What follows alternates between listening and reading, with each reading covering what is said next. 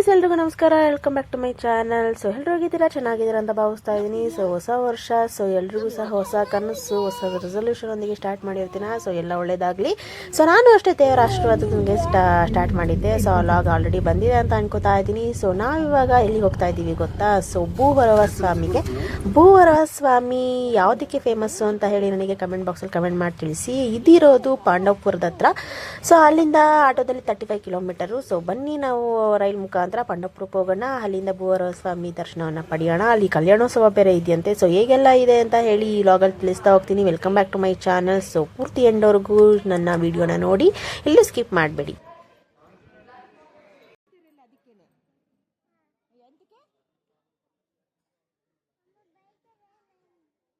So ನಮ್ಮ ಜೊತೆ ಅಂತೂ ರೈಲ್ವೆ ಸ್ಟೇಷನ್ ಬಂದಮೇಲೆ ರೈಲ್ ಯಾವಾಗ ಬರುತ್ತೆ ಅಂತ ನೋಡಿ ಕಾಯ್ತಾನೆ ಇದ್ರು. ಅನೌನ್ಸ್ ಬೇರೆ ಮಾಡ್ತಿದ್ರಲ್ಲ, ಸೊ ನಾವು ಬರುತ್ತೆ ಅಂತ ಹೇಳ್ತಾ ಇದ್ವಿ. ಅವಳು ಕಾಯ್ತಾನೆ ಇದ್ಲು. ಸೊ ಕೊನೆಗೂ ರೈಲ್ ನಮ್ಮದು ಬಂತು.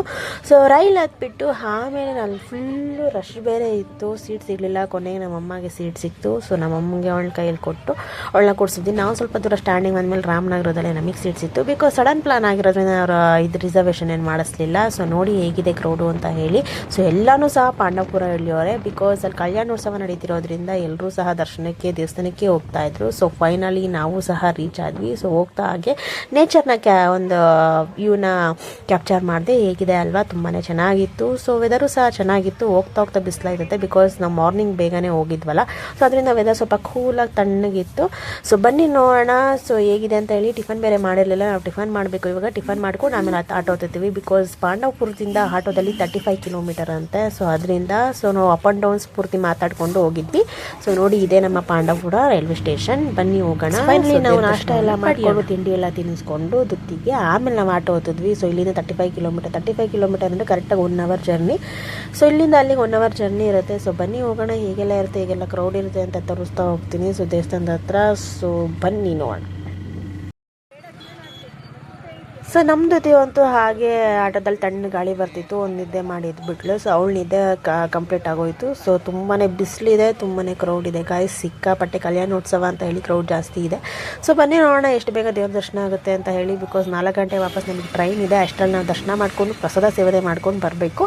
ಸೊ ನೋಡೋಣ ಬನ್ನಿ. ಅಲ್ಲಿ ನೀರು ಬೇರೆ ಇರೋದನ್ನ ನಮ್ಮ ಜೊತೆ ತಪ್ಪ ಹೋಗೋಣ ಅಂತ ಕೇಳ್ತಾನೆ ಇದ್ಲು. ಸೊ ಇದಾದಮೇಲೆ ಅವಳನ್ನ ಅಲ್ಲಿ ಕರ್ಕೊಂಡು ಹೋಗಬೇಕು. ಸೊ ಬನ್ನಿ, ಎಷ್ಟು ಬೇಗ ಕಲ್ಯಾಣೋತ್ಸವ ಇನ್ನೂ ಆಗಿಲ್ವಂತೆ. ಸೊ ನಾವು ಹೋಗೋಷ್ಟರಲ್ಲಿ ಕಲ್ಯಾಣೋತ್ಸವ ನೋಡಿಕೊಂಡು ಆಮೇಲೆ ದರ್ಶನ ಮಾಡಿಕೊಂಡು ಹೋಗೋಣ. ನಿಮಗೂ ಸಹ ತೋರಿಸ್ತೀನಿ. ವಿಡಿಯೋ ಎಂಡ್ವರೆಗೂ ನೋಡಿ, ಯಾರು ಸಹ ಸ್ಕಿಪ್ ಮಾಡಬೇಡಿ. ಸೊ ನೀವು ಸಹ ದೇವ್ರ ದರ್ಶನವನ್ನು ಪಡ್ಕೊಳ್ಳಿ. ಆ್ಯಂಡ್ ಇದ್ರ ಬಗ್ಗೆ ಹಾಗೆ ಡೀಟೇಲ್ಸ್ ಕೊಡ್ತೀನಿ. ಏನಕ್ಕೆ ಫೇಮಸ್ಸು ಅಂತ ನೀವು ಕಮೆಂಟ್ ಬಾಕ್ಸಲ್ಲಿ ಬೇಗ ತಿಳಿಸಿ. ಆ್ಯಂಡ್ ನಾನು ಸಹ ಡೀಟೇಲ್ಸ್ ಕೊಡ್ತಾ ಹೋಗ್ತೀನಿ.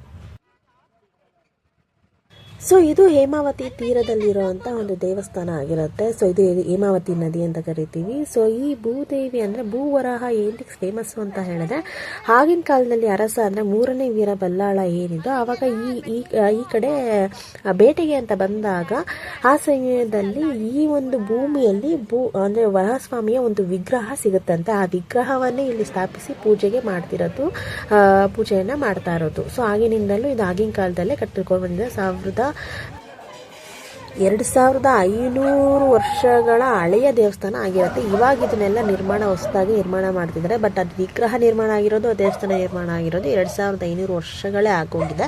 ಸೊ ಇವಾಗ ಹೊಸದಾಗಿ ಇಂಪ್ರೂವ್ಮೆಂಟ್ ಮಾಡ್ತಾ ಇದ್ದಾರೆ. ಅಂದರೆ ಸ್ವಲ್ಪ ಮೀಡಿಯಾದಲ್ಲಿ ಬಂದ ಮೇಲೆ ಮತ್ತು ಜನಗಳ ಸಂದಣಿ ಜಾಸ್ತಿ ಆದಮೇಲೆ ಸೊ ಫೇಮಸ್ ಆಗಿ ಇವಾಗ ಸ್ವಲ್ಪ ಕನ್ಸ್ಟ್ರಕ್ಷನ್ ಜಾಸ್ತಿ ಮಾಡ್ತಾ ಇದ್ದಾರೆ.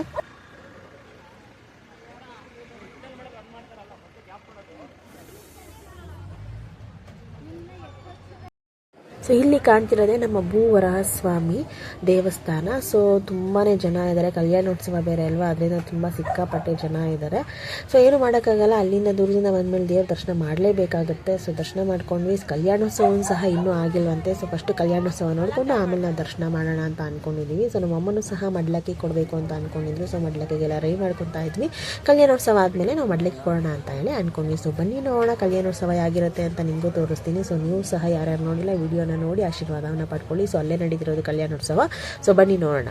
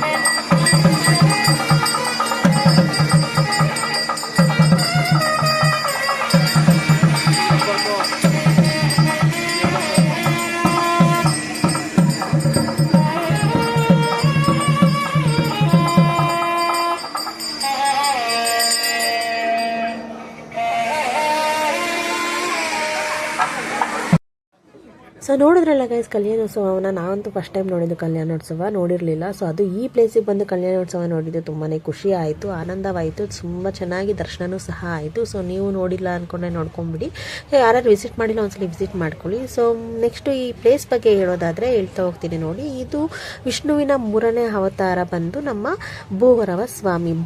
ವರಹ ಅಂತ ಹೇಳಿದರೆ ಹಂದಿ ಅಂತ. ಸೊ ಹಂದಿಯ ಅವತಾರವನ್ನು ತಾಳಿರ್ತಾರೆ ವಿಷ್ಣು. ಸೊ ವಿಷ್ಣುವಿನ ತೊಡೆಯ ಮೇಲೆ ಭೂದೇವಿ ಅಂದರೆ ಲಕ್ಷ್ಮೀ ಕೂತಿರ್ತಾಳೆ. ಸೊ ಅದರಿಂದ ಇದಕ್ಕೆ ಭೂವರಹ ಸ್ವಾಮಿ ಅಂತ ಹೇಳಿ ಫೇಮಸ್ ಆಗಿದೆ, ಹೆಸರು ಬಂದಿದೆ.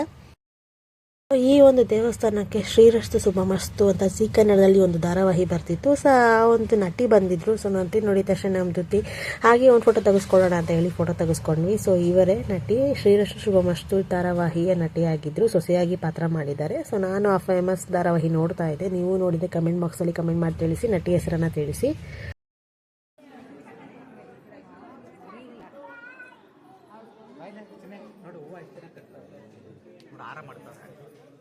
ಸೊ ಇವಾಗ ಕಲ್ಯಾಣೋತ್ಸವ ಆಗಿದೆ. ಸೊ ಬನ್ನಿ ದೇವರ ದರ್ಶನವನ್ನು ಪಡ್ಕೊಳ್ಳೋಣ. ಸೊ ನೋಡಿ ಅಲ್ಲಿ ಕಾಣ್ತಿರೋದೇ ನಮ್ಮ ಭೂವರಹ ಸ್ವಾಮಿ, 15 ಅಡಿ ಎತ್ತರದಲ್ಲಿರುವಂತಹ, ಸೊ 1200ಕ್ಕೂ ಹೆಚ್ಚು ವರ್ಷದ ಹಳೆಯದಾಗಿರುವಂತಹ ದೇವಸ್ಥಾನವಿದು, ಅದಕ್ಕೆ ಫೇಮಸ್ ಆಗಿದೆ. ಸೊ ನೋಡಿ ಎಷ್ಟು ಕ್ರೌಡ್ ಇದೆ. ಈ ಕ್ರೌಡಲ್ಲಿ ಹೆಂಗಪ್ಪ ಹೋಗೋದು ಅಂತ ಅನ್ಕೋತಾ ಇದೆ, ಬಟ್ ಕರೆಕ್ಟಾಗಿ ಅರೇಂಜ್ಮೆಂಟ್ ಮಾಡಿರಲಿಲ್ಲ. ಕಲ್ಯಾಣೋತ್ಸವ ಮತ್ತು ಸಂಡೇ ಅಲ್ವಾ, ಸೊ ಅದರಿಂದ ಕ್ರೌಡ್ ಇತ್ತು, ಏನು ಮಾಡೋಕ್ಕಾಗಲ್ಲ. ಸೊ ದರ್ಶನ ಪಡ್ಕೊಳ್ಳೋಣ ಬನ್ನಿ. ಇವಾಗ ನಾವು ಕ್ಯೂ ಅಲ್ಲಿ ಹೋಗ್ತಾ ಇದ್ದೀವಿ. ಸೊ ಬನ್ನಿ ನೋಡೋಣ.